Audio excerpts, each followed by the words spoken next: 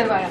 Sir ये किस तरीके की ठगी है जो लोगों के साथ हो रही है। मतलब मैं चाह रही हूँ कि sir I think we should have a good conversation and open debate. जो मुझे नहीं नजर आता कि आज संजय टंडन जी के अंदर इतनी हिम्मत है वो डिबेट कर सके, लेकिन आपने चैलेंज किया। मुझे लग रहा है कि एक नेशनल पार्टी के कैंडिडेट को अच्छे खासे तरीके से एक इग्नोर किया जा रहा है। मुझे लगता है कि हम दम रखते हैं, पोटेंशियल रखते हैं, क्योंकि हम काम के बेसिस पे बात करते हैं। सर मुझे 3 चीजों का जवाब चाहिए। सबसे पहले तो सर ये जवाब दे दीजिए, जो SC/BC के रिजर्वेशन पे आपने बात कही है कि आर्थिक बेसिस होना चाहिए। पहले तो आपका बहुत बहुत धन्यवाद, thank you so much sir, कि आप यहाँ पे आए। आप में ये हिम्मत है, ये शिद्दत है कि आपने अपने आप स्वयंभू आकर हमारी जो प्रेस वार्ता है उसमें शिरकत की। आपका बहुत बहुत धन्यवाद। मुझे अखबार में पता लगा कि शायद जब आपको तोला जा रहा था तो कंडा आपके सिर पे गिर गया था, तो मैं आशा करता हूं कि आप पूरी तरह से स्वस्थ हो। तीसरी बात मैं आपको कहना चाहता हूं, देखिए संविधान में शेड्यूल्ड कास्ट और शेड्यूल्ड ट्राइब्स का जो आरक्षण है वो संविधान ने सुनिश्चित किया। उसके बाद जो OBC का आरक्षण है वो एक ऑफिस मेमोरेंडम 1990 में विश्वनाथ, मैंने आपको इंटरप्ट नहीं किया, 1990 में विश्वनाथ प्रताप सिंह जी की सरकार ने निकाला।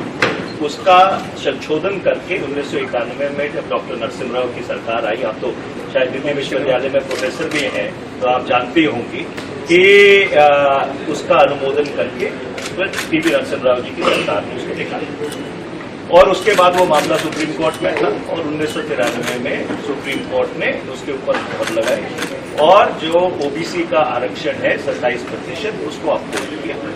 इसके अलावा कई ऐसे प्रदेश हैं हिंदुस्तान में जहां पे जो आरक्षण है वो 49% से ज्यादा है, जैसे तमिलनाडु में आरक्षण ऑलमोस्ट 67% है। तो इसलिए जहां तक आरक्षण का सवाल है और कांग्रेस पार्टी का स्टैंड है, कांग्रेस पार्टी का और बाकी पार्टीज का स्टैंड बिल्कुल क्लियर है। My stand is absolutely clear. My stand is the stand of the Indian national Congress and Indian national Congress जो है, आप सबको देसी भाषा में समझाना चाहती है, वो संविधान के विरुद्ध काम कर रही है, लेकिन संविधान को बचाने की बात कर रही है। वो आरक्षण के विरुद्ध काम कर रही है कि आरक्षण का बेसिस जो है आर्थिक होना चाहिए। आरक्षण का बेसिस आर्थिक होना चाहिए। कि इनका स्टेटमेंट है, मैं आर्टिकल दिखा देती हूँ।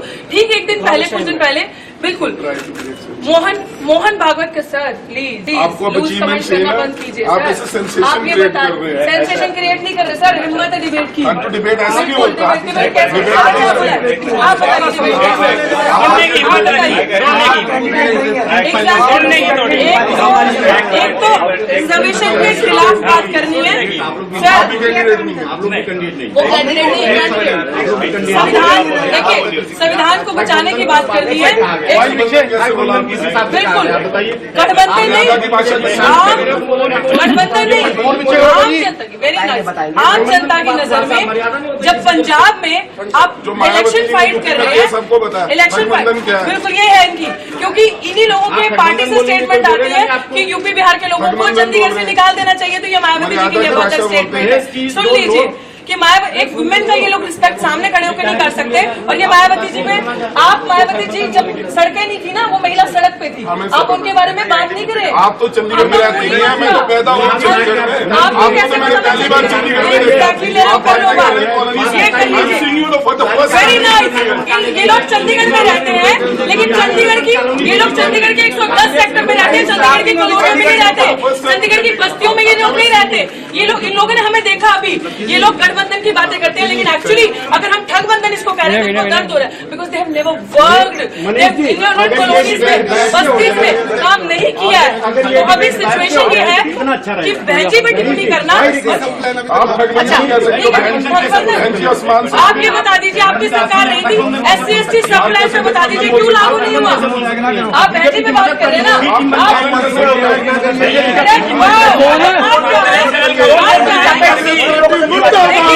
इनके पास कुछ नहीं है। अब हम बीजेपी की बी टीम बता देंगे ये काम में ठगबंधन, जनता को ठगना, जनता के लिए ये काम नहीं करना कॉलोनियों। ये लोग चंडीगढ़ 1 से 10 सेक्टर का दिखाते हैं, ये लोग बस्तियों का चंडीगढ़ नहीं दिखाते। जो चंडीगढ़ कॉलोनीज में बस्तियों में बसता है, डंपिंग जोन खाली बीजेपी की देनी थी, कांग्रेस की देन भी थी, और दोनों ही एक थाली के चट्टे पट्टे हैं। दोनों ने गरीबों के लिए कुछ नहीं किया। अब गरीबों के लिए मात्र एक आरक्षण ऐसी चीज थी जिनका उनके साथ अपलिफ्टमेंट हो सकता है। वो सोशली ऑप्रेस्ड, जो बैकवर्ड रह गए, जिनका सदियों से अत्याचार हुआ, जिनके साथ जिनका शोषण हुआ, उनको एक ऊपर उठने के लिए मात्र एक अपॉर्चुनिटी मिली। ये कह रहे हैं कि कांग्रेस का स्टैंड है, इट मींस कांग्रेस का स्टैंड एंटी रिजर्वेशन स्टैंड है। कांग्रेस का स्टैंड दलितों के खिलाफ है, कांग्रेस का स्टैंड बिग बैकवर्ड समाज के खिलाफ है। गिनती करो का ड्रामा करके ये लोग अब ये दिखा रहे हैं कि हम लोग एंटी इन सारी चीजों के हैं। भैंजी पे टिप्पणी करना बदर, इनके पास और कुछ नहीं है, मुद्दों में बात नहीं करेंगे। चलो मेरे साथ उन बस्तियों में, जिन बस्तियों में मैं जा रही हूँ, लोग रो रहे हैं स्किन डिजीजेस से, जो डंपिंग जोन बना है। यहाँ पे डिड्डू माजरा के पास लोग रो रहे हैं सांस की बीमारी से, लोगों के पास गंदा पानी, ट्यूबवेल का पानी पी रहे, नहर का पानी किसने नहीं दिया। These are the issues.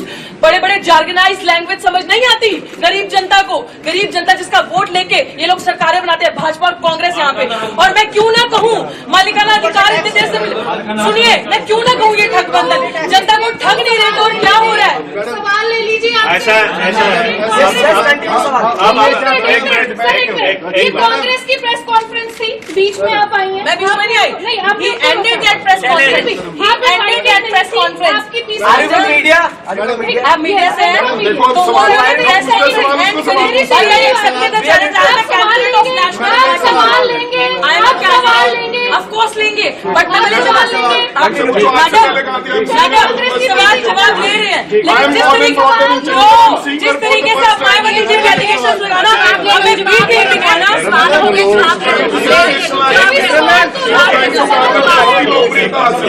5,000 vote मिलेंगे जवाब तो देखिए ऐसा कि मैं इस बात का स्वागत करता हूँ कि बहुजन समाज पार्टी के जो उम्मीदवार हैं वो यहाँ पे आए। उन्होंने अपनी तरफ से एक राजनीतिक भाषण दिया। लोकतंत्र में हर आदमी को ये हक है कि एक मिनट अब मैंने इंटरप्ट नहीं किया। मैडम जी आप चुप हो जाइए, मैडम जी आप चुप हो जाइए, मैडम जी उनकी बात तो सुना दीजिए। सवाल पूछ रहे हैं, सवाल पूछ रहे हैं, आप चुप हो जाइए, उनकी बात तो रखने दीजिए। आपने भाषण देना बाहर जाके दीजिए। आप ये बताइए, चंडीगढ़ में राज करने मालिकाना कांग्रेस बताइए कहाँ मालिकाना देके गई है, वहाँ बीजेपी देके गई है। चैलेंजिंग दी पार्टी, बताइए, जवाब दीजिए, सब मीडिया वाले बताइए। एक मिनट मैडम जी, आपने बात रख लिया, उनको रखने दीजिए, मैडम उनको रखने दीजिए, मैडम उनको रखने दीजिए, आपने रख ली है। बिल्कुल सुनिए पहले, आप उनको बात रखने दीजिए ना, आप उनको बात तो ये सवाल ही नहीं ले रही है, नहीं ले रही है सवाल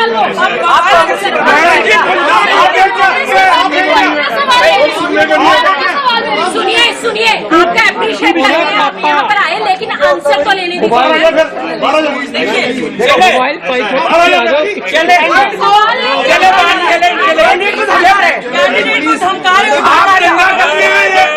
आप दंगा करने इनके पास जवाब नहीं है। दंगा करने आए हैं, आप दंगा करके चली गई। इन्होंने मालिकाना हक नहीं दिया कॉलोनी वालों को। बीजेपी वाले 10 साल राज करके चले गए, कोई मालिकाना हक नहीं दिया कॉलोनी वालों को। जवाब दीजिए दोनों पार्टी को। घूमने बनाते हैं भाजी पीछे कर लो मोबाइल यार, कितनी बार कह ला मोबाइल पीछे कर लो, पीछे आई जा रहा बार बार।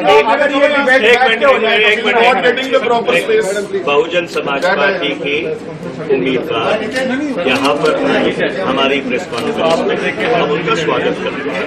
लोकतंत्र में हर व्यक्ति को यह आजादी है कि अपनी बात करें। मैं साफ तौर पर यह कहना चाहता हूं कि जो पूरी इंडिया अलायंस है वो भारत के संविधान को बचाने की लड़ाई लड़ रही है। ये लड़ाई लड़ रही है कि 2024 इस मुल्क का आखिरी चुनाव नहीं होना चाहिए। जिस आधार पर ये मुल्क काबिज है, जिसको अंग्रेजी में आइडिया ऑफ इंडिया कहते हैं, उस आइडिया ऑफ इंडिया को और सुदृढ़ बनाया जाना चाहिए। पिछले 10 वर्ष में यहाँ पे भारतीय जनता पार्टी की सत्ता रही। अगर कोई जवाबदार है तो भारतीय जनता पार्टी जवाबदार है। उनकी 4 इंजन की सरकार रही। ऊपर गृह मंत्री, नीचे राज्यपाल, उनके 10 साल से सांसद, 8 साल उनका कॉरपोरेशन के ऊपर कब्जा, और पिछले 10 वर्ष में चंडीगढ़ का कोई विकास नहीं हुआ। अगर यहाँ पे लोगों को कॉलोनीज में रीसेटल किया गया, वो काम कांग्रेस पार्टी ने किया। अगर यहाँ पे हाउसिंग बोर्ड के मकान दिए गए, वो भी कांग्रेस के जमाने में हुआ था। और इससे अगर मैं पीछे जाऊं, ये पंडित जवाहरलाल नेहरू की कल्पना थी कि जब वो यहाँ पे आए और ये चंडीगढ़ शहर की जो सबसे आधुनिक शहर है पूरे हिंदुस्तान में, उसकी संरचना की गई। तो इसलिए जब से चंडीगढ़ बसा है, तब से लेकर आज तक चंडीगढ़ के संदर्भ में कांग्रेस पार्टी की, इंडिया अलायंस की जो उपलब्धियां हैं वो अनेकों हैं, जो अगर मैं गिनाना शुरू कर दूं तो शाम के 6 बज जाएंगे। और इसलिए मैं ये कहना चाहता हूं कि इंडिया अलायंस बिल्कुल पूरी तरह से जीत की ओर अग्रसर है।